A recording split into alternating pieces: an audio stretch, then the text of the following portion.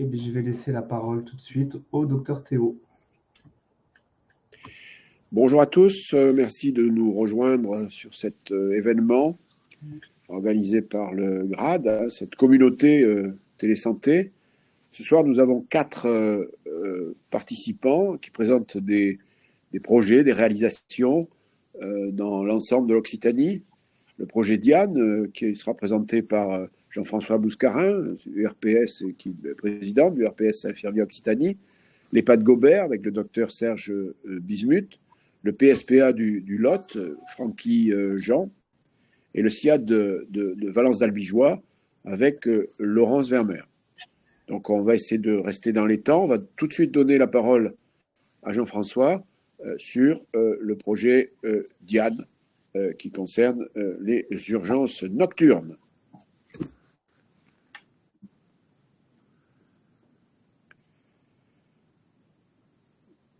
Jean-François. Du coup, je pense que c'est Karine. Non, ça y est. Oui. Bonjour. Donc, je laisse la main à Karine, qui est la pilote du projet. Moi, je suis le projet, évidemment, en tant que président sur la totalité de ces strates. Donc, je préfère que ce soit Karine qui intervienne ce soir. Donc, je me présente, je suis Karine Garcia, je suis infirmière libérale sur le Nord toulousain. Je suis pilote du projet Diane Occitanie porté par l'URPS Infirmier.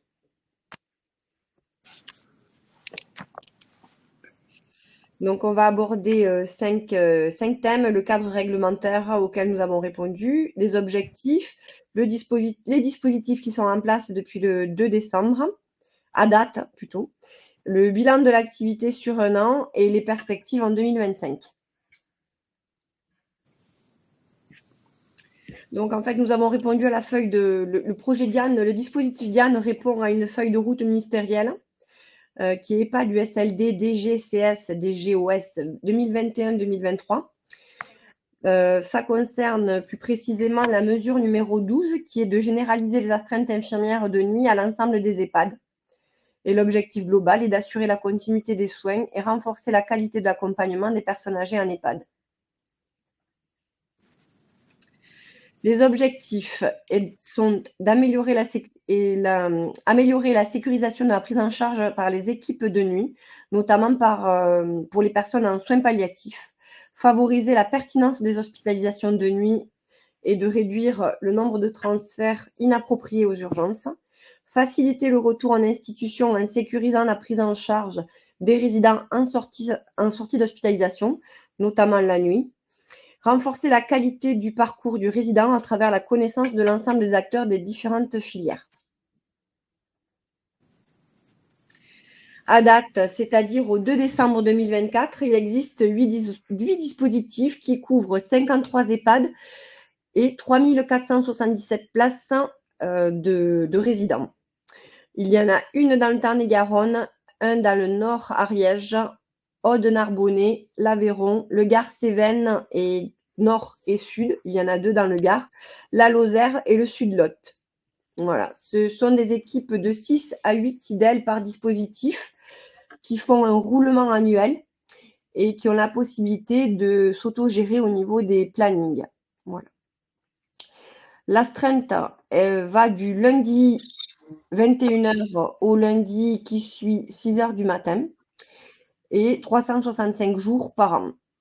On fait usage d'une application Diane pour les mises en relation entre EHPAD et infirmiers d'astreinte.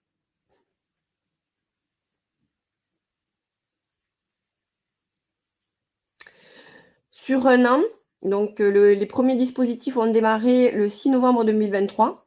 Sur un an, on a totalisé 225 appels que vous pouvez voir par rapport au secteur.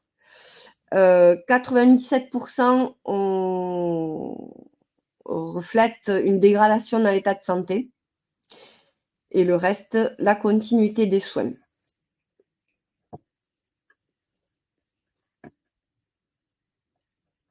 Les motifs d'appel, les principaux sont des chutes sans perte de connaissance initiale, des troubles respiratoires et de la réassurance vis-à-vis des équipes de nuit, soignantes ou auxiliaires de vie.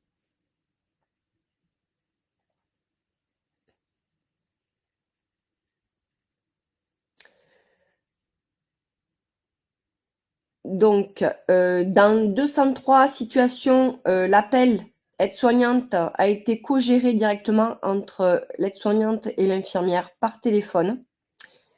46 ont nécessité un appel au centre 15. 16 de ces situations ont nécessité une hospitalisation. Et après, malheureusement, ça a abouti à 6 décès de résidents et 9 à un recours à un avis médical hors centre 15, médecin d'astreinte. Le premier niveau d'analyse est c'est une co-analyse entre l'aide-soignante et l'infirmière de nuit. Le deuxième niveau d'analyse, c'est le médecin régulateur au centre 15 avec ou médecin de garde ou urgentiste et l'infirmière d'astreinte. Donc, cela permet d'assurer la continuité des soins, de favoriser la pertinence des hospitalisations et, par la même occasion, de réduire le nombre de transferts inappropriés aux urgences des résidents en EHPAD.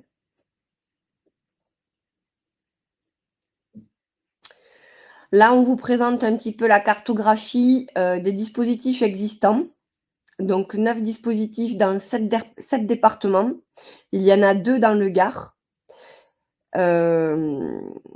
Voilà, c'était un petit peu pour faire le bilan sur l'Occitanie.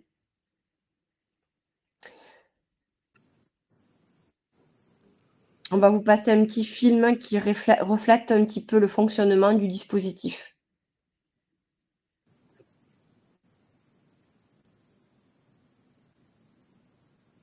Ah, le son.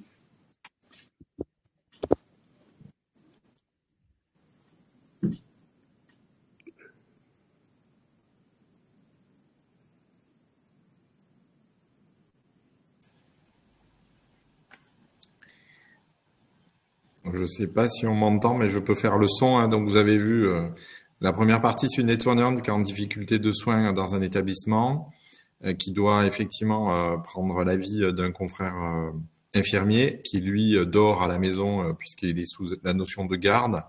À travers l'applicatif Diane, ils se mettent en contact avec 3 modes. Le premier, l'appel téléphonique. Le deuxième, la vidéotransmission. La troisième, action, la possibilité du déplacement du professionnel vers l'établissement de soins.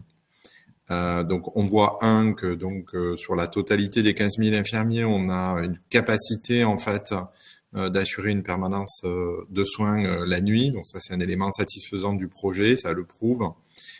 Et second, attractivité des métiers et en particulier des aides-soignantes dans les établissements qui, effectivement, en prenant une garde, je dirais, sont extrêmement rassurés. On a des retours avec des vidéos d'interviews qu'on vous transmettra, dans lequel la coopération entre les 2 acteurs, aides-soignants et infirmiers, est importante.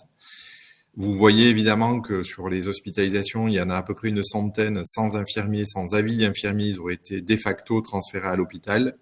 Ce qui, vous le savez, sur un plan scientifique, la dégradation de la personne âgée transportée. Et ensuite, évidemment, une relation privilégiée entre l'infirmier et le centre 15 ou l'infirmier et le médecin traitant, qui eux-mêmes, autour d'une situation donnée, coopèrent et essayent de trouver la solution la plus adaptée. Ce qui veut dire que dans tous les cas, si la patiente est transférée à l'hôpital, le médecin qui va réceptionner la patiente âgée ou l'établissement ou directement le service de gériatrie, par exemple, aura déjà des données cliniques du pourquoi et du comment qui seront transmis par l'infirmière libérale. Donc, on est dans un système vertueux, gagnant-gagnant. Bon, je rappelle, c'est un système qui est en montée en charge sur l'Occitanie concernant Diane, puisqu'il n'a qu'1 an de vie. Donc, j'ai envie de remercier à la fois Karine qui est présente pour son action, Aïcha, notre chargée de projet, évidemment tous les élus qui y participent, et bien évidemment les infirmiers de terrain qui répondent de manière satisfaisante à cette action.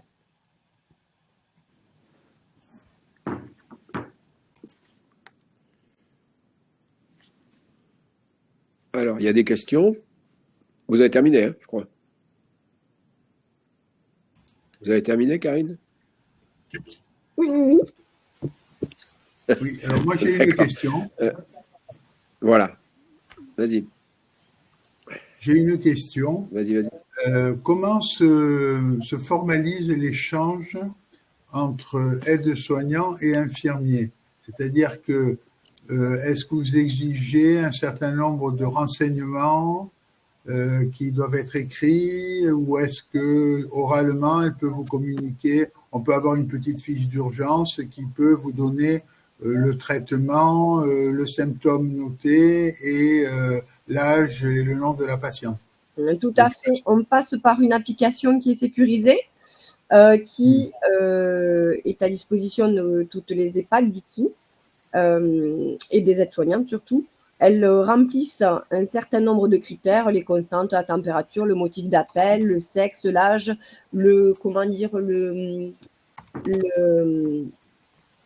la situation du patient, si c'est un patient en fin de vie, donc soins palliatifs. Enfin, voilà. Elle a la possibilité de nous donner. Alors, est-ce qu'il y a beaucoup d'items à remplir? Parce que moi, je vois comment travaillent les aides-soignantes quand il y a une situation d'urgence. Je ne suis pas sûr qu'elles puissent écrire 15 phrases. Hein. Non, il n'y a pas 15 phrases. C'est vraiment une prise de constante pour que l'infirmière puisse après faire une évaluation derrière, hein, essentiellement. Mais ça ne peut pas se faire oralement. Il faut que ce soit écrit d'abord. Alors, ça peut, si vraiment il y a un critère d'urgence, elles peuvent nous appeler, mais toujours en déclenchant l'application Diane. Oui. Pour qu'on ait une traçabilité. Tout ne peut pas se passer par oralité. Et ensuite, effectivement, elles ont la possibilité normalement, elles doivent remplir ce document en premier. Donc, si elles retrouvent un patient, c'est ça. Et il n'y a pas de problème. 2 minutes. Hein. Combien? Ça prend 2 minutes de remplir le. D'accord. Très bien, merci. Oui. Il y a d'autres questions. Olivier qui demande comment l'IDE de garde a accès au dossier du patient. Enfin, c'est un peu la même question. Alors, en fonction des EHPAD, elles peuvent avoir accès au dossier du patient avec les connexions, mais il faut essentiellement qu'elles se déplacent. Ou à travers l'aide-soignante. Oui, alors en fait, toute infirmière libérale aussi qui collabore entre 6 et 7 établissements qui sont couverts par un seul dispositif. Les infirmières se rendent à l'établissement, ça fait partie du cahier des charges, et connaissent aussi les rituels, en particulier d'accès au dossier de l'établissement. En tout cas, ce qu'on voit dans le cadre du projet, c'est que ça a généré dans pas mal d'établissements une réflexion importante sur la protocolisation. Donc, par exemple, si on voit, par exemple, des notions d'hyperthermie chez un certain nombre de patients, l'établissement, avec le projet Diane, qui sait que de toute façon, on n'a plus d'infirmières résidentes, dans la mesure où on est en mesure dégradée, dès lors qu'il y a un protocole, du coup, ça permet à l'aide-soignante d'indiquer à l'infirmière qu'il y a un protocole de l'hyperthermie et à l'infirmière à 2 heures du matin, d'administrer un traitement en toute sécurité aux patients résidents et donc améliorer son état de santé et éviter une hospitalisation. Donc ça, c'est une donnée que je vous donne frustre, assez simple, mais c'est important que les établissements génèrent des protocoles et on a demandé aux médecins traitants aussi, dans leur cas, c'est pas leur habitude forcément, puisque malheureusement de moins en moins aussi de médecins coordinateurs dans les établissements, de générer un certain nombre de protocoles dans le cadre du projet Diane. Deuxième question, ça coûte combien à l'EHPAD de faire appel à vos services? Alors, nous avons répondu à un projet, à un appel à projet de l'ARS, c'est financé par l'ARS. Les EHPAD, le nom des EHPAD nous sont transmis par l'ARS. Les EHPAD qui n'ont pas de première de nuit. Moi, EHPAD, si je veux travailler avec vous, je m'adresse à l'ARS? Il faut que vous répondiez aux critères de l'ARS, oui, tout à fait. D'accord. Merci. On a 2 autres questions, mais je pense qu'une réponse a été apportée. La question de Patricia, est-ce que le projet va être mis en place sur l'Hérault? Et Jean-François répond, le projet peut en effet être porté sur le département de l'Hérault. Donc le peut, c'est une hypothèse. Est-ce que ça dépend de l'ARS, si on comprend bien, hein? C'est ce que vous dites, Karine. Oui. Pour les EHPAD, ça dépend de l'ARS. Et pour l'Hérault, il y a un secteur qui est en cours de construction. Très bien. Une autre question, de Nicolas, est-il envisagé d'étendre le dispositif à domicile, SAD, garde de nuit par exemple? Alors, on est sur des enveloppes sanctuarisées nationales des PLFSS oui. qui sont fléchées pour le grand âge. Hein. Tout le monde a un souvenir du lundi de Pentecôte, qui est un moment sanctuarisé pour la prise en charge de la personne âgée. Alors, au regard aujourd'hui des indicateurs que nous avons, vous savez que, comme moi, qu'un tiers de la population en 2030 aura plus de 60 ans. Donc, je suppose qu'il faudra peut-être plus de lundi de Pentecôte, mais c'est ce soir une réflexion que je lance. Nonobstant, oui, mais en fait, il faut se tourner effectivement de la même manière vers l'ARS pour voir en quoi il pourrait y avoir une couverture, par exemple, sur le versant médico-social. Aujourd'hui, nous, notre objectif était d'abord de fonctionner. Hein, on apprend en fonctionnant. C'est un projet qui très vite a eu une maturité et la montée en charge qu'on vient de vous présenter. Ça fonctionne. Donc effectivement, après, il faudra amener une réflexion si d'autres porteurs ressentent un besoin. Donc il y a d'autres questions assez rapides. Dans le cas d'un CRT, demande Fanny.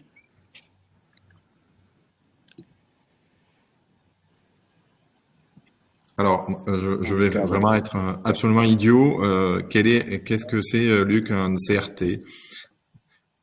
Bien, je ne sais pas, mais Fanny doit le savoir, donc elle va peut-être prendre la parole pour nous expliquer ce qu'elle entend par CRT. Un centre, ça d'accord, mais encore.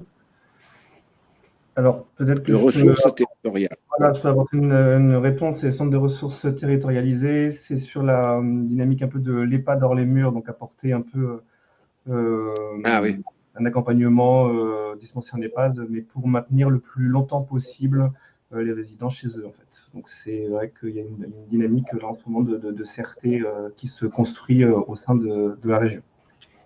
Parfait, merci, on en apprend toujours, même si effectivement EHPAD hors les murs est loin de m'être inconnu, ni à moi ni à Karine. Oui, c'est pareil, on est dans la même schéma, c'est-à-dire qu'il faut avoir une expression de besoin, un périmètre. Alors on avait un périmètre dans les EHPAD qui était clair, identifiable, et une fois que c'est identifié par l'ARS, notre rôle collectif est d'essayer évidemment d'améliorer l'organisation des soins sur le territoire et de faire participer les co-auteurs de la participation dont les infirmiers libéraux aujourd'hui font partie. Donc ça, voilà, ce projet suscite quand même un grand intérêt. On nous dit que dans les Hautes-Pyrénées, une distance limite de 25 km entre l'IDE de nuit et l'EHPAD. Laurence qui nous dit que certains sont en place, d'autres vont être déployés dans les mois à venir. Donc il y a là, et Nicolas nous donne un lien avec les centres de ressources territoriales. Donc, je pense qu'effectivement que là, il y a un avenir sur ce projet et félicitations à ceux qui l'ont initié. Oui, alors juste sur la alors notion les honoraires des... Sur la notion, Luc, sur la notion du kilomètre, évident, si on veut effectivement que l'infirmière soit en capacité de se déplacer, je prends l'exemple aujourd'hui de la Lozère où je suppose que ce soir il neige ou il a neigé. Il faut évidemment que le secteur soit raisonnable pour que l'infirmière puisse avoir accès à l'établissement. Voilà. Pour l'instant, nous n'avons pas de difficulté particulier de recrutement, puisque je vois la question. Voilà, très bien. Karine, pour les honoraires les honoraires, c'est 850 € la semaine, quand la semaine est complète, en fait.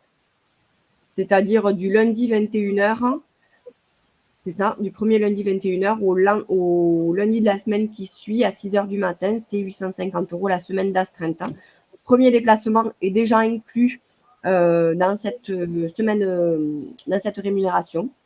Et au-delà du premier déplacement, il y a 30 € par intervention. Alors, sur la question d'Olivier concernant les EHPAD privés et publics, non, évidemment, il n'y a pas de dichotomie de traitement. Notre offre s'adresse à la totalité des établissements, peu importe leur statut, qu'ils soient d'ailleurs associatifs, à but lucratif, non lucratif, etc., etc. Très bien. Merci beaucoup. Serge, vous voulez intervenir peut-être? Oui. Je rebondis sur EHPAD hors les murs, puisque nous, on a répondu à un appel à projet de l'ARS, à Gobert. Mais nous, EHPAD hors les murs, ça part de l'EHPAD. C'est-à-dire qu'il y a des associations, des groupes qui proposent EHPAD hors les murs, c'est-à-dire ils vous proposent tout ce que peut donner un EHPAD chez vous, hein, vous apporter, etc. Mais l'isolement peut demeurer. Nous, ce qu'on propose, c'est pour les gens qui sont en liste d'attente, leurs aidants, et pour les gens du quartier, on propose un suivi médicalisé, hein, psychologue, etc., un ergothérapeute qui va chez eux pour voir les risques de chute, et on propose également des animations, des ateliers, ils peuvent même venir manger, tout est gratuit sauf le repas. Et donc, dans ce cadre-là, on s'était posé la question de proposer à ces gens-là une assistance infirmière la nuit ou le dimanche, hein, ce dont vous parlez, de façon à ce qu'ils soient, comment dirais-je, pris en charge, parce que le plus souvent, ils sont isolés. Hein. La difficulté qu'on avait, c'était faire sortir une infirmière de l'EHPAD pour aller chez eux en cas de problème. Donc, on avait abandonné. Et votre proposition peut rentrer pour nous dans ce cadre un service supplémentaire qui serait offert à ces gens-là. Très bien. Ben, écoutez, puisque vous y êtes, Serge, allez-y. EHPAD Gobert, continuez. Je vous donne la parole. D'accord. Alors, donc, moi, je suis médecin. Bon, j'ai fait 50 ans de médecine générale, mais je suis gériatre pour le CCAS de Toulouse, médecin qui s'appelait pas coordonnateur à l'époque, depuis 1983. Et je suis, en plus de coordination en EHPAD, je coordonne un centre d'accueil de jour pour malades d'Alzheimer et 2 SIAD. Donc, moi, j'ai commencé la télémédecine en 98. Essentiellement, au départ, c'était de la téléexpertise. Hein, on ne faisait pas de téléconsultation avec le professeur Harley au CHU. Et donc, et depuis, et ensuite avec les gériatres. Les gériatres qui sont mis un petit peu après la médecine interne. On peut continuer. Donc, pour la petite histoire, à l'époque, on avait 2 lignes numéris. Hein, je vous dis pas le débit, il n'était pas terrible. Et comme écran, j'avais un téléviseur. Et comme je voulais pas acheter un téléviseur, j'avais sollicité une entreprise qui louait les télévisions dans les chambres de malades. Et donc, ils m'ont prêté un téléviseur. Et voilà, donc j'ai commencé comme ça. Et puis, au bout de 2 ans, j'ai pu avoir, on a eu un ordinateur avec des lignes numéris toujours, mais à l'EHPAD où j'étais. Et puis, 2 ans après, on m'a donné un petit ordinateur portable spécial uniquement pour ça, pour pas que j'ai de virus j'étais dans un cabinet de groupe, pour pas qu'il y ait de problèmes d'interférence avec mon ordinateur. Et puis, on m'a volé l'ordinateur portable. Voilà. Alors, aussi pour la petite histoire, au début, en 98, j'ai eu le passage du docteur Kouchner, qui était secrétaire d'État à la Santé, qui est venu assister à la téléconsultation. Il est venu à mon cabinet, puis il est allé à l'hôpital pour voir comment on fonctionnait. Et quelques années après, j'ai eu la secrétaire d'État de Madame Bachelot à l'EHPAD Gobert. Et pour vous dire, pour qu'on sourie un petit peu, quand je suis arrivé à l'EHPAD Gobert, j'étais persuadé que j'allais continuer à faire de la télémédecine. Et le directeur m'explique que ça va pas être possible parce que les techniciens sont venus, enfin, etc., etc. Et puis, quelques semaines après, j'ai un coup de téléphone d'un médecin ami de l'ARS. Il me dit, tu en es où de la télémédecine? Parce qu'on n'était pas nombreux à en faire. Parce qu'il y a Madame Bachelot qui doit venir. Et on voudrait lui montrer. Je lui dis, j'arrive pas à être équipé. Il me dit, ne bouge pas. Donc, comme le CCAS fait partie de la mairie de Toulouse, en 1 semaine, j'ai été équipé. Et j'ai pu reprendre mes téléconsultations. Voilà, on continue. Donc, À mon cabinet médical, c'était essentiellement. Alors, en général, c'est des personnes âgées, pas forcément très âgées, hein, en médecine générale, mais qui ont soit des difficultés pour se déplacer, soit qui sont rassurés d'être à côté de leur médecin traitant au moment de la consultation. Donc, tout ce qu'on peut voir en médecine interne. Moi, je faisais des électros au cabinet médical, donc je pouvais avoir des avis cardiologiques, des avis sur les traitements aussi, hein, avec la pharmacovigilance notamment. Et alors, les patients, ils avaient soit été vus par le professeur Harley et ils n'avaient pas besoin de retourner à l'hôpital pour le suivi, soit c'était juste une consultation sur des éléments objectifs, hein, électrocardiogramme, biologie, etc. Ou alors, on a eu fait des préparations d'hospitalisation de jour, vu la problématique, et on pouvait bien programmer ces examens grâce à la télé-expertise. Je faisais ça tous les mardis après-midi de 2h à 3h. Donc, j'en ai fait pas mal.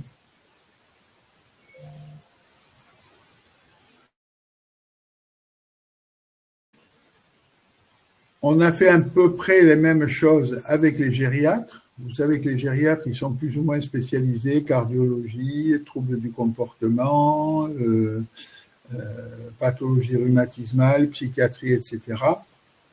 Et là où il y a eu une grande découverte, ça a été sur les troubles du comportement. Parce que j'ai eu l'idée de les faire filmer. Donc à l'époque, on n'avait pas des bons débits, donc je ne pouvais pas les envoyer, hein, que ce soit par messagerie sécurisée, mais il se trouve que j'avais un poste de médecin, parce qu'au département de médecine générale, j'étais responsable du secteur maintien à domicile de la personne âgée. Donc, quand l'hôpital de jour des fragilités s'est créé, j'ai été délégué pour consulter une journée, voire 2 journées par semaine, hôpital et fragilité. Donc, j'allais porter la clé avec les images, et ensuite, on faisait la télé-expertise à partir de ces images. Et on a eu des éléments très importants. Alors, je prends souvent cet exemple. Il y avait une dame, c'était la croix et la bannière pour lui faire la toilette. Elle hurlait, elle se débattait, elle criait. Bon. On la filme, et qu'est-ce qu'on voit? Que quand elle se voyait dans la glace, elle ne se reconnaissait pas, et elle pensait que c'était quelqu'un d'autre qui la voyait. Et c'est pour ça qu'elle s'agitait. Il a suffi d'enlever la glace. Vous me direz, c'est une histoire de chasse, mais on a eu beaucoup de situations comme ça qui nous ont permis de former les équipes à la prise en charge non médicamenteuse des troubles du comportement du malade d'Alzheimer. Et encore aujourd'hui, quand je passe, on me dit, il y a ça, est-ce que vous ne pensez pas que c'est parce que ceci, cela? Et pas, il faut lui donner un calmant parce qu'il est agité. Voilà. Ensuite, à peu près en même temps, le docteur Léger, à la clinique Pasteur, avait mis en place un secteur plé-cicatrisation, hein, plé-cicat. Je crois qu'à Montpellier aussi ça fonctionne, et puis en Bretagne ou en Normandie. Et dessous, voilà. Donc là, moi, j'ai beaucoup, hein, parce qu'on a quand même des gens qui sont diabétiques et qui ont des problèmes cutanés.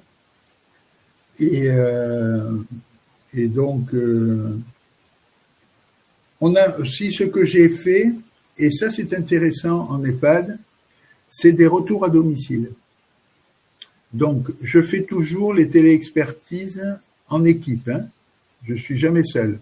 J'ai au moins une infirmier et aide-soignant. Et puis, je me suis rendu compte sur des retours à domicile que mes préoccupations n'étaient pas celles des autres intervenants.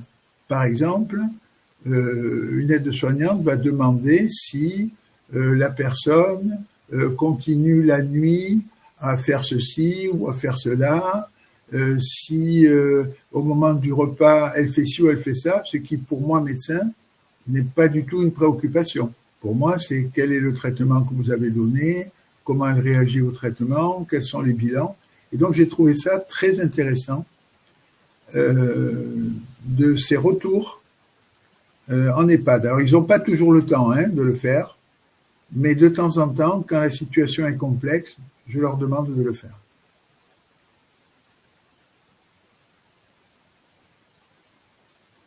Voilà, en suivant. Voilà, donc on décide en équipe. Alors maintenant, se sont développées les équipes mobiles. Mais c'est pas tout à fait la même chose que la téléexpertise, parce que en téléexpertise, tout le monde est ensemble autour du patient, alors qu'en équipe mobile, ils viennent, ils voient le patient et puis ils interrogent les soignants. Donc c'est pas tout à fait le même contexte. Bon, on demande bien sûr l'accord du patient, on prend rendez-vous avec l'équipe, on prépare le dossier et ensuite on passe par une application sécurisée. Donc, je vous ai mis quelques photos. Donc, sur cette photo, vous avez une infirmière, une aide-soignante. Moi, peut-être vous me reconnaissez, mais j'ai les cheveux un peu plus blancs maintenant. Il y avait le pharmacien, le kiné, je veux dire, et la personne que vous voyez, c'est une aide-soignante de nuit. Et on avait mis la séance à midi, de façon à ce qu'elle puisse venir. Et après, avec le patient, donc on peut avoir intervention du kiné, de la psychologue, on peut être 5 ou 6. La famille aussi, la famille est invitée à participer à la téléconsultation et elle donne quelquefois des informations très intéressantes. Par exemple, les soignants étaient intrigués. Il y avait une dame qui n'arrêtait pas de tirer sur sa jupe, de la tripoter. Elle me disait, vous savez, elle est anxieuse, elle n'est pas bien, elle est déprimée, enfin voilà. Et puis, bon, il y avait d'autres troubles du comportement, donc je décide de faire une téléconsultation et il y a sa nièce qui vient. Et donc, le problème de la jupe tripotée sans arrêt se relève et elle dit, oh, ma tante, depuis que je suis toute petite, elle triture sa jupe. Depuis que je suis toute petite, je l'ai vu faire ce geste. Et donc, ça a complètement dédramatisé cette interprétation qui était erronée, si vous voulez. On passe, oui. Voilà. Ensuite, je fais un débriefing parce que je me suis rendu compte que quelquefois, les informations échangées ne sont pas forcément intégrées de façon pertinente. C'est pas que j'ai la grosse tête, mais quelquefois, par exemple, il va y avoir des conseils nutritionnels qui vont être donnés et qui vont être perçus par les équipes comme étant très restrictifs. Alors qu'en fait, c'est pas ça. Ce sont juste des conseils pour orienter un peu la façon d'alimenter la personne, mais pas pour la priver de ci ou de ça. Donc, c'est pour ça que j'ai mis en place ce débriefing après la séance. Donc, ensuite, je demande à ce que tout le monde écrive dans le dossier. C'est-à-dire, moi, je fais une trace écrite. L'infirmier et aide-soignant font une trace écrite parce que chacun a ses propres préoccupations. Et à une période, j'ai fait évaluer la qualité de la séance.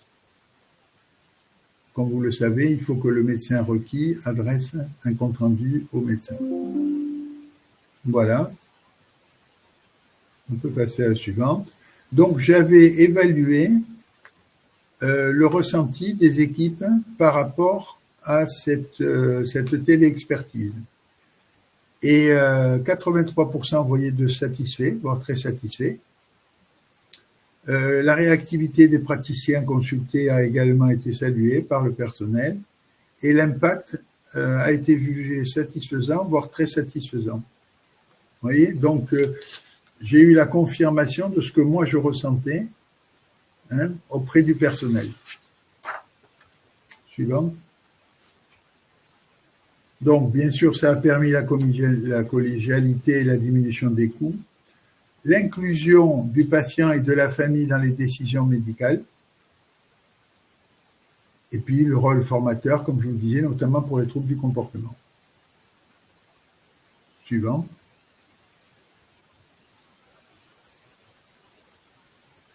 Donc, j'avais fait une petite étude rétrospective des motifs de consultation. Hein, comme vous le comprenez, je ne vais pas le faire chaque année. Donc, j'ai retrouvé cette évaluation. Il y a eu 18 cas, c'était les troubles du comportement. Il y a eu un méningiome, 4 cas de dermatologie et de plaies chroniques, deux évaluations du risque iatrogène, rééquilibrage d'un traitement diabétique, évaluation du risque de chute, quand il y avait eu des chutes. Alors là, bien sûr, il y avait le kiné qui était présent, et le pharmacologue ou le pharmacien, pour qu'on voit un peu. À l'époque, je n'avais pas d'ergothérapeute. Voilà. Donc, les motifs de consultation. Voilà, on peut passer à la suivante. Donc, j'avais aussi évalué le nombre sur 26 séances. Donc, moi, j'étais présent 17 fois, l'infirmier 17 fois, et il y avait aide-soignant, il y a eu 35, parce que des fois, ils étaient deux, pas qu'ils sont venus 35 fois sur 26 séances. Le kiné 2 fois, l'aide-soignante de nuit 3 fois. Et c'est important, l'aide-soignante de nuit, parce que quelquefois, le trouble est différent le jour et la nuit. Et elle explique ce qui se passe. Bon, les AMP, la direction, j'avais comme directrice une infirmière, un ancienne cadre de santé, et puis des stagiaires aussi, qui ont... des internes, parce que j'étais maître de stage, j'avais aussi des internes en médecine générale. Voilà, suivant. Alors, ce que je voulais aussi dire, c'est que cette introduction d'un tiers dans la relation soignant-soigné, dans certains cas, on a des problèmes avec les familles, et la téléconsultation, à condition de bien expliquer au médecin qui va intervenir la situation, va permettre d'asseoir l'autorité médicale et soignante de l'équipe. C'est-à-dire qu'on a demandé l'avis à l'hôpital et l'hôpital a confirmé ce que le petit généraliste de quartier, sa petite infirmière et son aide-soignant avaient pensé. Mais moi, je sais que pour ma mère, pour mon père, c'est pas ça qu'il faut. Ah, mais si l'hôpital le dit, c'est peut-être vrai. Voilà. Bon, et puis après, formation des soignants, tout le monde le sait. Et le questionnement éthique, moi, c'est l'occasion pour moi de soulever des questionnements éthiques. Suivant. Alors, pendant Covid, j'avais en charge l'EHPAD, Gobert, et 4 conviviales. Ce sont des gens qui sont plus autonomes du CCAS. Donc, tous les jours, je faisais de 2 à 3, j'avais 5 à 6 cas dans l'EHPAD et 3 à 4 cas, et je faisais une conviviale par jour. Voilà, j'étais bien occupé, de 14h à 16h, je faisais mes consultations. Voilà, suivant.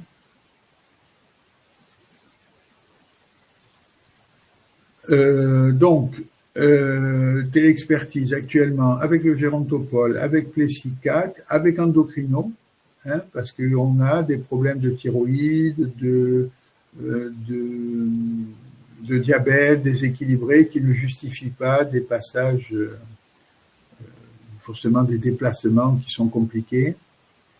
Téléexpertise avec l'équipe psychiatrique de l'hôpital Marchand.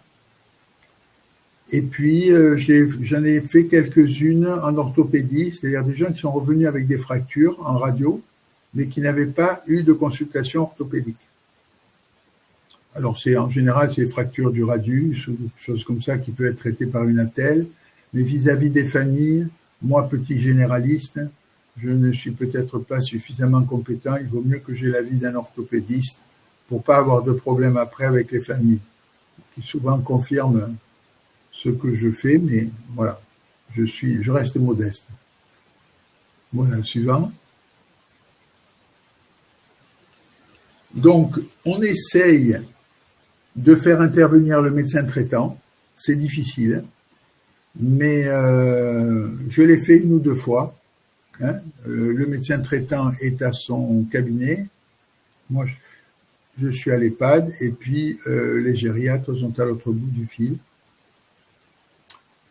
J'ai fait aussi des visites d'admission à l'EHPAD pour des gens hospitalisés en téléconsultation. Alors, j'ai débuté Omnidoc, je ne sais pas si vous connaissez. C'est une télé-expertise asynchrone. C'est pas mal, j'ai des résultats intéressants, notamment en dermatologie. Mais il faut que je trouve mes repères, mes correspondants. Donc, le principe, on envoie le dossier avec les images en dermato ou en orthopédie, il faut envoyer les radios. Et dans les 48 heures, 72 heures, on a une réponse de conduite à tenir ou un rendez-vous spécialisé si le spécialiste estime qu'il ne peut pas gérer le problème de cette façon. Donc, comme je vous disais, mon projet, c'est la télésurveillance avec EHPAD hors les murs, hein, pour les gens qui seraient dans le processus et qui seraient d'accord pour bénéficier. Alors, en Haute-Garonne, je crois, vous ne faites pas grand-chose. Mais si jamais il y avait quelque chose qui devait se développer, à condition que l'ARS nous reconduise dans l'appel à projet, puisqu'on arrive au bout des 3 ans, je crois qu'on a un bilan intéressant. Voilà, on pourra éventuellement entrer en contact et voir si on peut faire quelque chose. D'accord. Voilà, je crois que j'ai fini. Merci. Y a-t-il des questions? Alors, il y en a 2 sur le chat. Aucun trouble visuel dans ces motifs de consultation, demande Elsa. Non. Alors, je vous explique. Pour la téléconsultation avec les ophtalmos, moi, je fais partie du CATEL. Hein, et justement, il y a eu un congrès à Rennes sur l'ophtalmo. Mais sur Toulouse, il n'y a pas. Donc, moi, ce que je fais, c'est que je fais venir Diapsat, hein, le camion Diapsat, 1 fois par an pour les sujets diabétiques avec le rétinographe, etc. Hein, donc là, c'est de la télé aussi, c'est de la télé expertise. Et autrement, j'ai des opticiens et des gens qui font l'audition qui viennent pour évaluer les lunettes et les appareils auditifs et éventuellement les changer dans la mesure du possible. Mais ce n'est pas un vrai examen ophtalmo. On ne recherche pas le glaucome, le fond d'œil, etc. Mais ça permet quand même, pour les gens qui sont EHPAD hors les murs et pour mes résidents, d'avoir un suivi ophtalmo, mais ça ne va pas plus loin. Ok. Bon, alors il y a d'autres question, quel est l'avantage d'une téléexpertise par rapport à une équipe mobile de gériatrie? À Ariège, l'UMG rencontre notre équipe, MEDCO, IDEC, IDE, aide-soignante, psycho, ergo et le résident si besoin. Je vais mettre ça près de toi. Oui, mais c'est pas la même ambiance. C'est pas la même ambiance, si vous voulez. C'est pas le même. Bon, moi, j'en fais depuis 98, si vous voulez. Donc, c'est quelque chose, je ne dirais pas que je recherche, mais c'est quelque chose qui est particulier. Je ne dis pas que les soins ne sont pas mieux ou plus mal, mais par exemple, si l'équipe mobile vient, je prends l'exemple de cette personne qu'on avait filmée, l'équipe mobile serait venue, elle aurait fait comme nous. Là, c'est parce qu'il y avait la télé-expertise que j'ai eu l'idée de filmer. Vous voyez ce que je veux dire? Pareil, quand l'équipe mobile vient, en général, il n'y a pas la famille.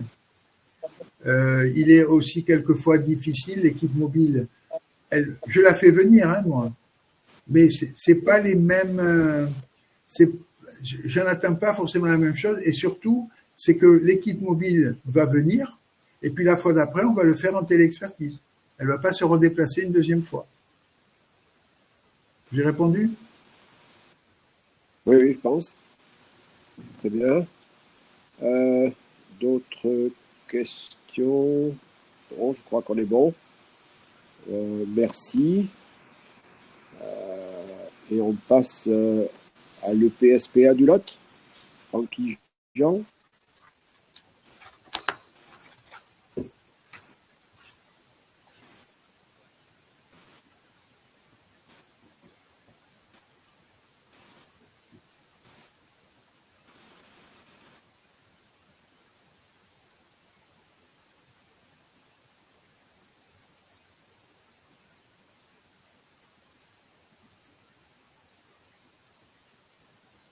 C'est bon.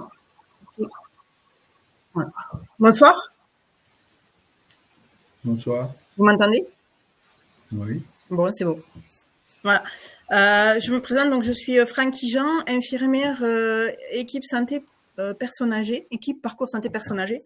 C'est un dispositif qui a été mis en place en 2022, pardon. Et en fait, c'est une réponse à un appel à projet. Ça existe sur toute la région Occitanie et il y a une PSPA dans chaque département. Donc en fait, moi je suis rattachée au CH de Cahors et je suis rattachée à l'équipe mobile de gériatrie, mais je suis en relation essentiellement avec les EHPAD. Donc je suis infirmière coordinatrice de tout le département et j'ai une collègue qui elle fait le secteur Nord-Lot et moi je fais le secteur Sud-Lot. Et voilà. Et nous travaillons sur 38 EHPAD sur le département. La diapo suivante. Voilà. Donc, en fait, au départ, les plateformes, c'était les plateformes Covid personnes âgées qui ont été créées en mars 2020. Et suite à ça, elles ont été transformées en équipe parcours santé personnes âgées suite à la demande des EHPAD qui avaient beaucoup apprécié le soutien des gériatres pendant le Covid. En fait, ils faisaient beaucoup de téléconsultations. Voilà. Suivante. Donc, en fait, nous, nos objectifs, c'est de poursuivre l'appui dans la gestion de l'épidémie Covid, malgré que maintenant, bon, ça s'est bien atténué. On doit optimiser et fluidifier le parcours de soins des personnes âgées, prévenir les décompensations et intervenir en amont des situations de crise, proposer des programmes de démarche qualité aux professionnels des EHPAD et accompagner des établissements accueillant des personnes handicapées. Suivante. Alors, bon, gestion de l'épidémie de Covid, c'est plus d'actualité. Alors, en fait, nous, on donne un accès direct à un conseil téléphonique, une consultation sur site ou de la téléexpertise, téléconsultation. On oriente vers une hospitalisation programmée ou une hospitalisation de jour.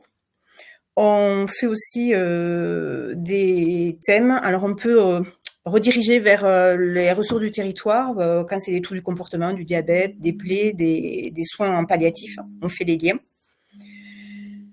Et après, on assure aussi, il y a la démarche qualité, on assure aussi de la sensibilisation à la gériatrie avec des webinaires qui sont organisés par un programme Assure. Et nous, après, on fait le soutien dans les EHPAD s'ils ont besoin d'informations complémentaires et s'ils ont besoin de formation particulière. Suivante. Donc, en fait, moi, on a beaucoup développé la téléconsultation. En fait, je vous explique un petit peu comment ça se passe. En fait, je suis contactée par l'EHPAD, qui soit par mail, soit par téléphone. Et ils me contactent. Là, par exemple, c'est Madame G qui a 73 ans et elle est atteinte de maladie d'Alzheimer et majeure ses troubles du comportement depuis quelques semaines. Donc, ils m'appellent. Je prends rendez-vous avec eux dans les 24-48 heures.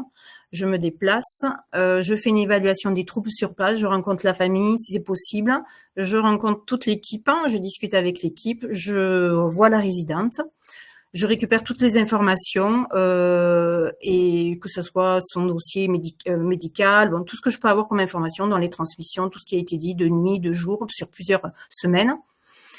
Après, je discute avec l'équipe en leur demandant s'ils ont fait une approche non médicamenteuse, qu'est-ce qu'ils ont essayé, qu'est-ce qu'ils ont testé, qu'est-ce qu'ils ont vu avec la résidente. Je discute avec eux aussi de voir s'ils ont bien essayé d'éliminer une cause somatique, essayer de voir s'il n'y a pas une infection urinaire, de la constipation, de la fièvre ou une douleur, voilà. On élimine tout ça. Je vérifie le dernier bilan sang, s'il est récent ou pas.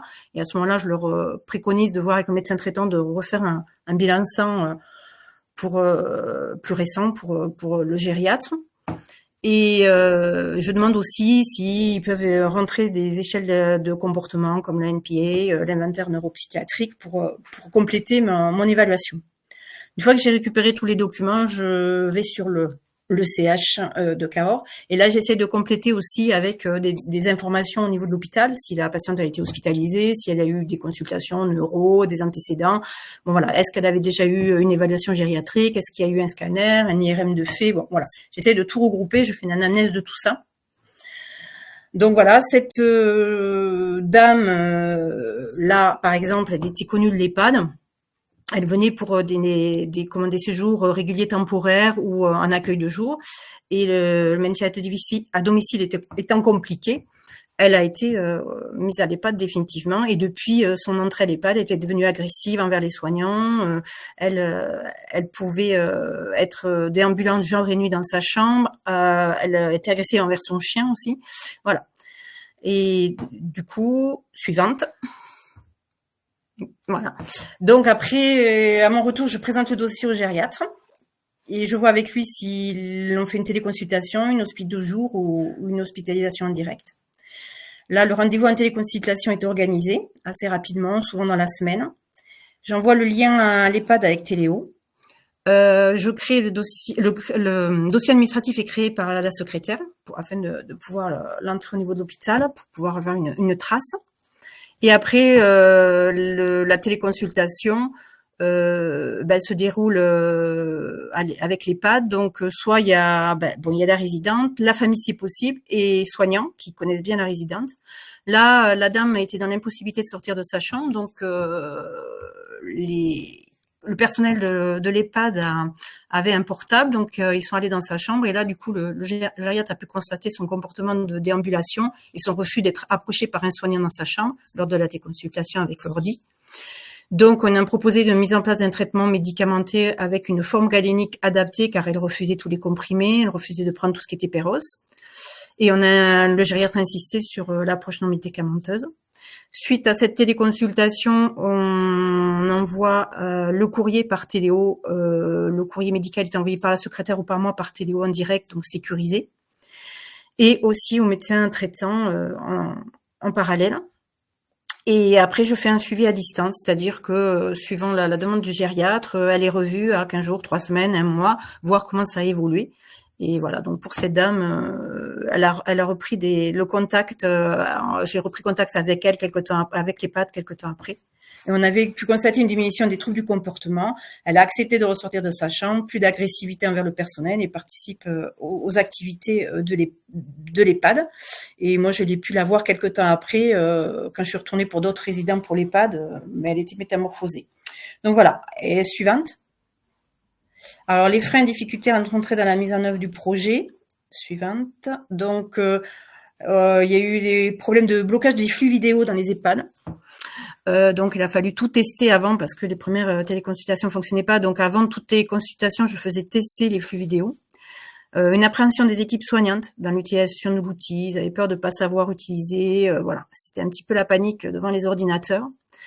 Leur matériel informatique n'était pas toujours fonctionnel ou il était parfois absent. Alors, on faisait ça sur des petits téléphones, donc c'était pas toujours pratique. Certains informaticiens dans les EHPAD refusaient de débloquer les sécurités informatiques parce que le logiciel de soins était aussi sur les tablettes, donc ils voulaient pas qu'il y ait les téléconsultations dessus. Et en fait, les EHPAD refusaient au départ de faire la téléconsultation parce que pour eux, c'était beaucoup trop chronophage d'envoyer tout un dossier par informatique pour la demande de téléconsultation. Donc voilà, ça c'était les freins. Suivante. Alors maintenant, les facteurs de succès et conseils pour les futurs porteurs du projet télésanté. Alors, l'intérêt, c'est que la demande est faite directement via l'infirmière de l'EPSPA, qui récupère le dossier du résident en direct et qui rencontre les équipes et qui en plus en même temps peut faire de la prévention, de la formation aussi sur les approches non médicamenteuses. Bon voilà, il y a beaucoup de discussions qui se fait quand je passe, parce qu'en général je reste à peu près 1 heure, voire plus, et je discute beaucoup avec les équipes. Envoie du lien par connexion à téléconsultation par IDE PSPA à l'EHPAD. Donc, c'est-à-dire que moi, je leur envoie un lien. Elles ont juste à cliquer dessus, donc elles n'ont absolument rien à faire d'autre. L'envoi du courrier rapide médical. Donc, elles ont les ordonnances aussi qui peuvent être envoyées par le gériatre à leur demande si elles ont une difficulté pour avoir le médecin traitant, sont envoyées par Téléo. En plus, le rôle de l'infirmière pour la coordination des différents intervenants. Et l'importance de l'expertise de l'IDE pour préparer le dossier. C'est-à-dire qu'une fois que toutes les données ont été récupérées, le gériatre, ça facilite sa téléconsultation. En fait, il a toutes les informations et voilà. Et la téléconsultation est faite beaucoup plus rapidement. Suivante, je sais pas s'il y en a encore une. Voilà, c'est bon. C'est bon, j'ai terminé. Merci beaucoup. Oui, merci. C'est intéressant, hein, cette vision de l'EHPAD de l'intérieur avec les difficultés qu'on connaît d'organisation interne, de personnel qui sont parfois fugaces et de cette collaboration entre professionnels avec un peu de professionnels. Est-ce qu'il y a des questions sur cette expérience ?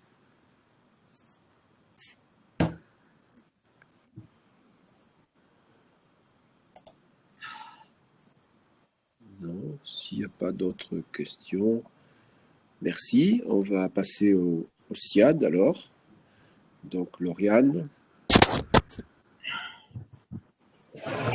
Alors, bonsoir à tous. Donc, moi, je suis infirmière coordinatrice au SIAD de Valence-d'Albigeois.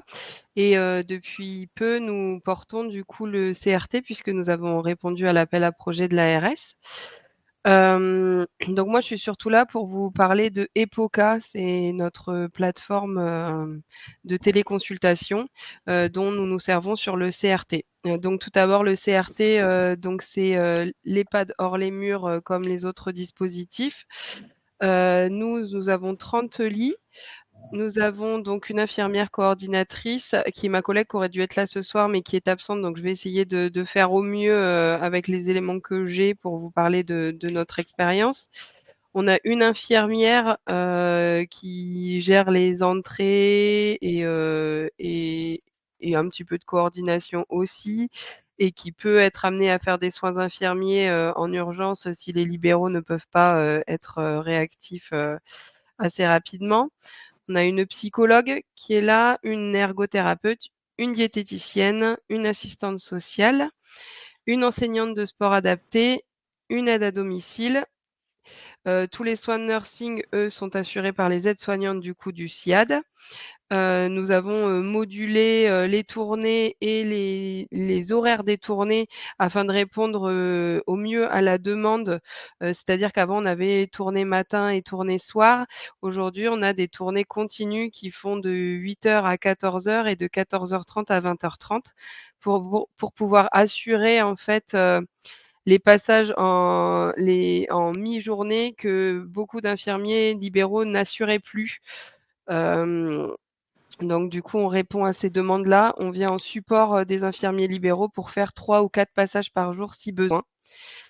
Ensuite, on a un agent administratif et enfin, ce qui nous manquait et qui était le plus dur à trouver, c'était un médecin coordinateur. Et c'est là où EPOCA intervient. Donc, on est en désert médical, nous, sur Valence-d'Albigeois et on a vraiment très, très peu de médecins, c'est-à-dire qu'il nous en reste que 2. Dont un qui part à la retraite en septembre et ça fait 4 ans que la communauté de communes appelle désespérément à l'aide pour trouver des médecins, mais nous n'en trouvons pas. Donc pour répondre au cahier des charges du CRT, il nous fallait absolument un médecin. Donc ma collègue a rencontré EPOCA. Donc c'est en fait une plateforme de téléconsultation qui a été créée par Élise Cabane, qui est gériatre et urgentiste, et Mariana, qui était infirmière en gériatrie, Mariana Fernandez, qui avaient la conviction qu'un grand nombre de passages aux urgences et en gériatrie pouvaient être pris en charge à domicile et même anticipés grâce à une surveillance médicale permanente. Et donc en 2019, elles ont créé EPOCA, qui veut dire E-Point of Care. Pour faire simple, EPOCA, qu'est-ce que c'est? Alors, c'est un dispositif de surveillance au domicile des patients via des montres connectées portées H24 qui remontent les données donc à une plateforme. Donc toutes les constantes sont remontées, température, tension, pouls, fréquence respiratoire, toutes les 10 minutes, avec des alertes, et derrière les écrans, ce sont des infirmiers qui ont accès, en quelques minutes à un médecin si besoin. Donc ils analysent ces données et en fonction, ils prennent les mesures qui s'imposent.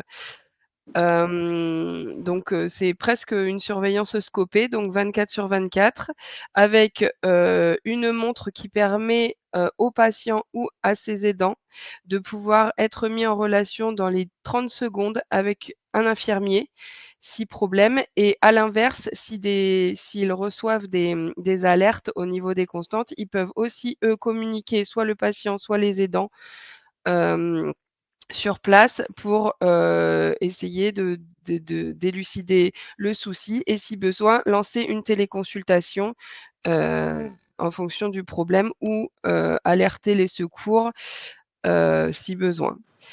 On a, grâce à cette plateforme, également une réunion de coordination hebdomadaire avec médecins et infirmiers où nous reprenons chaque patient un à un.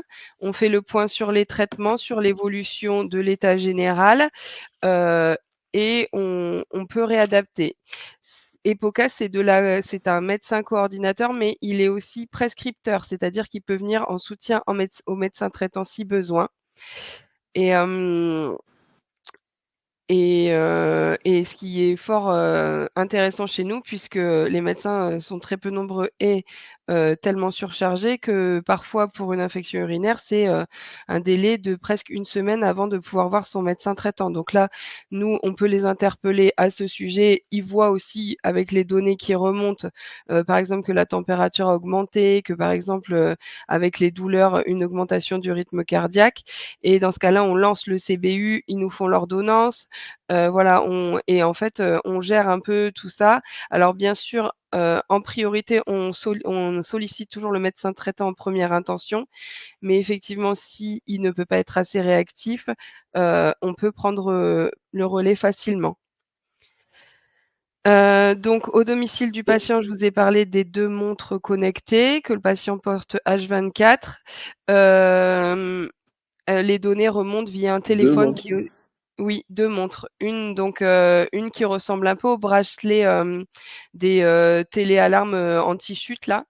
Cette montre-là fait remonter, c'est un dispositif médical, donc il fait remonter température, fréquence cardiaque et le pouls et une autre montre, connectée qui ressemble plus à une montre de sport là, les bracelets que tout le monde a, qui fait remonter la tension, mais à titre indicatif parce que cette montre n'est pas un dispositif médical, donc c'est juste, à titre indicatif. Ça ne peut pas être, utilisé vraiment comme donnée médicale, mais ça peut donner des indications et donc cette montre qui a un seul et unique bouton, qui par un appui long permet de rentrer en contact avec, une, hem, une infirmière, directement en ligne qui fait le point sur la situation et qui peut alerter ou pas ensuite le médecin, d'EPOCA. Alors la marque, je vois il y a une question sur le chat là, la marque de ces montres en fait c'est un kit EPOCA qui par patient et donc nous sur le CRT, sur le volet 2 donc qui implique, l'intervention d'EPOCA, on a 30 lits donc quand on a mis en place EPOCA, ils nous ont, livré 30 kits, pour nos 30 patients, Epoca, il est où? alors, ils ouvrent, de plus en plus de plateformes un petit peu partout. Nous, on est en lien souvent avec Paris, mais je sais qu'il y a une plateforme qui va ouvrir, il me semble, à Toulouse, début premier trimestre 2025. Ils sont en pleine expansion, hein, parce qu'il y a de Donc, plus en plus de on est en demandes. extraterritorial, là. Oui, On est en extraterritorial. oui, oui, oui. D'accord? Vous n'avez qu'une diapo, hein? Vous n'avez qu'une diapo, il n'y a pas de Ouais, diapo à non, part j'ai ça. pas de diapo parce que c'était pas moi qui étais destinée normalement à être là ce soir, donc voilà. On a des très, très bons retours, des aidants et des patients. Enfin, les aidants se disent en tout cas très soulagés de savoir leurs proches surveillés d'aussi près. Au niveau charge mentale, ça leur enlève quand même un sacré poids. Enfin, nous, ça a considérablement changé la vie sur le terrain des gens, hein, parce que on était vraiment à l'abandon, parce que vraiment des désert médical très très important. Et là, les gens ont vraiment l'impression d'être suivis, d'avoir accès à tout ce qu'il faut de façon très rapide. Pareil pour les équipes soignantes, les infirmiers libéraux nous ont pas mal sollicités compte tenu de l'accès à l'équipe pluriprofessionnelle que ça entraîne, la prise en charge sur le CRT et du coup la mise en place aussi des POCA. Parce que eux, du coup, on a fait par exemple 2 fins de vie récemment à domicile avec cette plateforme, et c'est vrai que les soins palliatifs à domicile, c'est quand même toujours très compliqué. Je suis infirmière libérale aussi parallèlement à mon rôle d'IDEC du SIAD, et les fins de vie à domicile, surtout en désert médical, on est très très seul. Et là, ça permet quand même d'avoir un médecin qui est toujours disponible, qui répond du coup aux besoins, et surtout instantanément selon l'état de la personne. On peut réévaluer le traitement de la douleur. Enfin voilà, vraiment au jour le jour, ils sont présents, et même heure par heure. Et ça nous fait quand même une ressource très très intéressante, et encore plus au niveau des soins palliatifs. Voilà. Et bon, le seul petit, je vous fais un retour d'expérience quand même assez honnête. La seule petite difficulté qu'on rencontre à l'heure actuelle, c'est que malgré les difficultés des médecins sur notre territoire, ils sont un peu réticents, on va dire qu'ils sont un peu blessés dans leur amour-propre du fait qu'un médecin comme ça vienne mettre le nez dans leur prise en charge. Donc ça, il faut encore qu'on travaille la coordination médecin à médecin. C'est le seul petit hic aujourd'hui qu'on rencontre Et par le rapport. coût? Alors le coût, nous, pour 30 boîtiers, 30 prises en charge en permanence par an, on en a pour 100 000 euros par an.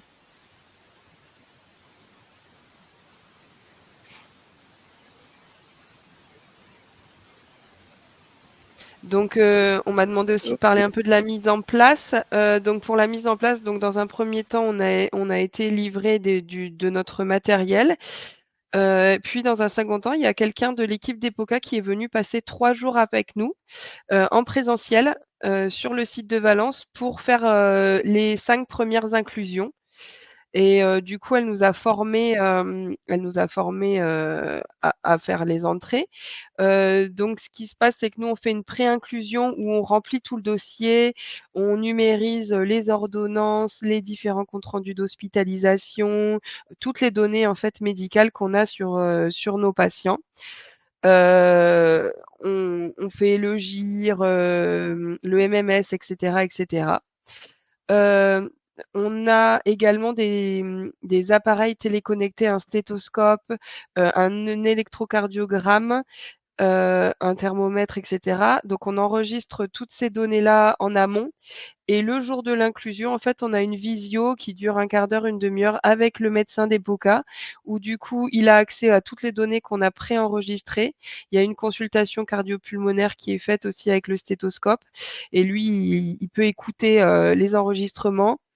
Et du coup, on fait une consultation donc en visio avec le médecin le jour de l'inclusion, et avec tous les données, comme ça, il a une vision globale de la prise en charge. Il finalise le dossier, et ensuite, du coup, point hebdomadaire toutes les semaines pour checker tout ce qui a été fait et ce qui est à réévaluer. Ok. Ben, écoutez, c'est moderne, hein? Oui. Jean-François, je sens que tu vas réagir, Jean-François. Non, non, c'est lisible, facile à comprendre. C'est bien. Pauline, Moi, j'attends pour prendre la parole en suivant. allez-y.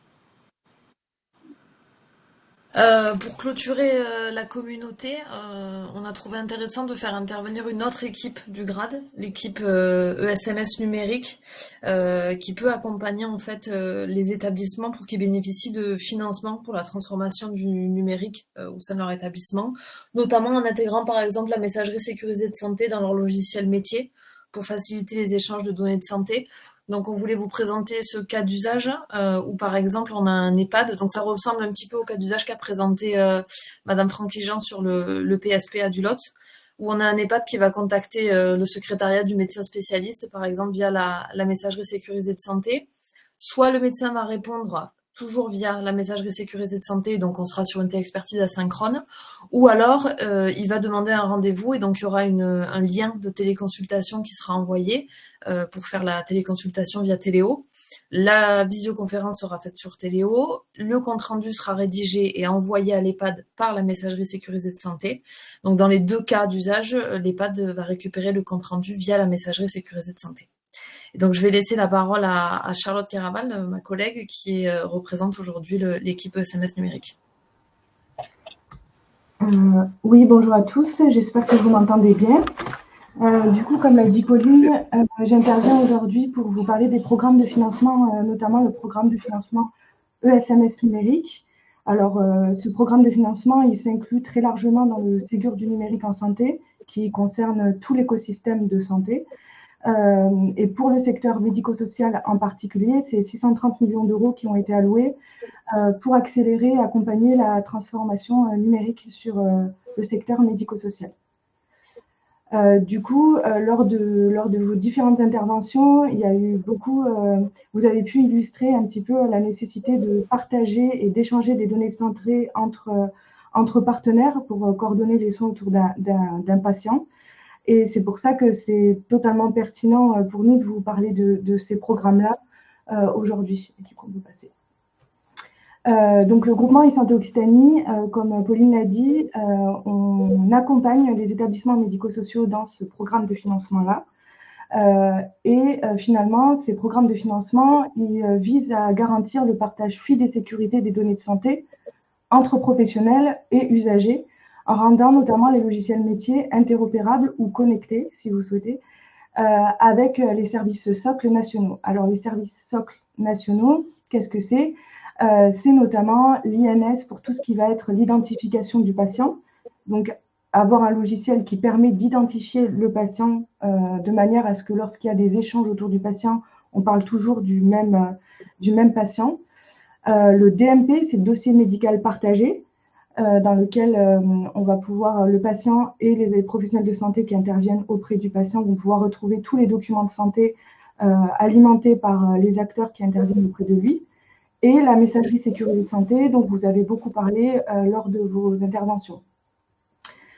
Finalement, le programme SMS numérique, il vise du coup à accompagner la numérisation des établissements médico-sociaux, mais ça participe aussi à améliorer la prise en charge de chaque citoyen, de chaque patient, parce qu'il a permis de déployer Mon Espace Santé, qui est aujourd'hui accessible à l'ensemble des citoyens en France. Donc, bien évidemment, selon les typologies de patients, ça peut être des usages qui peuvent être accompagnés par des aidants ou un entourage, mais ça permet finalement au patient d'être acteur de sa santé et pouvoir aussi, lui, aussi de son côté, retrouver les documents de santé qui le concernent dans son espace santé. Dans le schéma, comme vous pouvez le voir, en fait, avec un logiciel Ségur, un professionnel va pouvoir envoyer des documents de santé qui concernent son patient dans le DMP depuis son logiciel. Ça peut être par exemple le dossier de liaison d'urgence, des prescriptions, des comptes rendus. Depuis son logiciel, il va pouvoir également échanger via messagerie sécurisée de santé. Donc là, on l'a vu, il y a beaucoup d'actes de télésanté qui peuvent être initiés par la messagerie sécurisée de santé. Ben, ça, c'est des choses qui peuvent être réalisées directement depuis le logiciel métier. Et le patient, lui, il va pouvoir retrouver toutes ces informations directement depuis son espace santé. Donc, tout ça pour dire qu'il y a des programmes de financement qui existent. Aujourd'hui, c'est 3000 ESMS en Occitanie qui ont pu bénéficier de ces financements pour mettre en conformité leur logiciel métier, qui ont pu, du coup, intégrer ces services socles à leur logiciel métier. et qui ont pu également bénéficier de financement pour l'acquisition d'un logiciel métier. Parce qu'il y a le programme ESMS numérique, il vous permet de pouvoir bénéficier de financement pour mettre en place des usages, mais il vous permet aussi de bénéficier de financement pour faire l'achat et financer l'acquisition d'un logiciel métier qui est référencé Ségur et qui répond aux exigences du national. Donc, il y a un dernier appel à projet. Les appels à projet, ils ont commencé en 2021 et les derniers appels à projet, il y en aura 2. Ça sera sur l'année 2025. Donc, si vous voulez candidater à ce programme de financement, vous pouvez nous contacter sur l'adresse suivante. Nous, on pourra vous mettre en relation avec les animateurs territoriaux sur vos départements et ils pourront venir vous expliquer un peu plus en détail qu'est-ce que c'est que ce programme-là, pour quels usages, comment vous pouvez être accompagné, etc. Et surtout, si vous êtes intéressé par cet appel à projet, ne tardez pas à nous contacter parce qu'on peut vous accompagner aussi à la candidature sur cet appel à projet. Voilà. Merci beaucoup. Y a-t-il des questions ou des aspects qu'on aurait mal ou peu ou pas assez discutés? Alors, il y a une question. Existe-t-il un répertoire des médecins qui réalisent des téléconsultations par département? Peut-être le GRAD.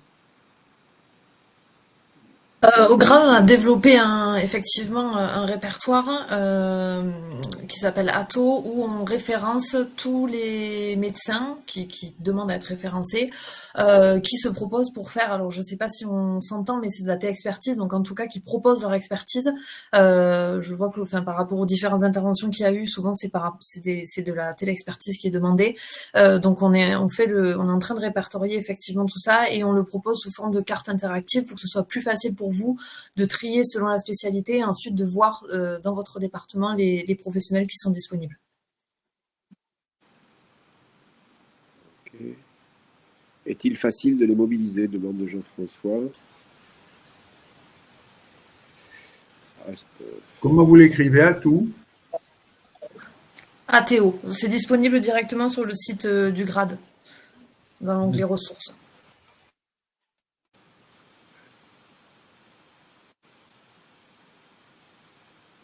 Anne-France qui demande, nous parlons bien des établissements médico-sociaux, les infirmiers libéraux ne sont pas concernés, point d'interrogation.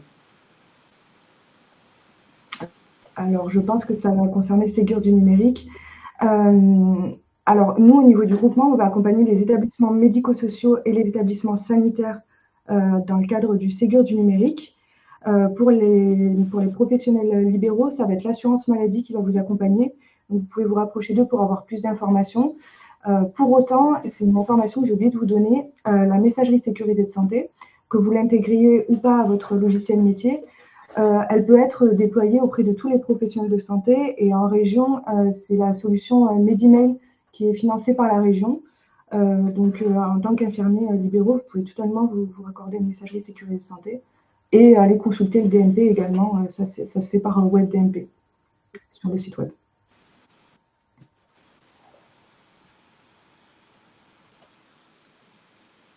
Parfait. Il n'y a pas d'autres questions. David, je vous rends le micro pour conclure. Merci, Dr Théo. Merci à tous d'avoir participé à cette 5e et dernier rendez-vous de l'année pour la communauté télésanté. En tout cas, nous, on est heureux de voir autant de gens mobilisés sur des thématiques importantes régionales.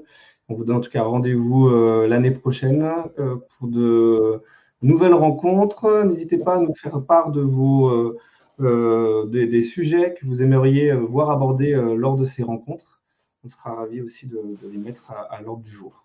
Merci à tous. Merci et bonne fête. Merci, bonne soirée. Au revoir.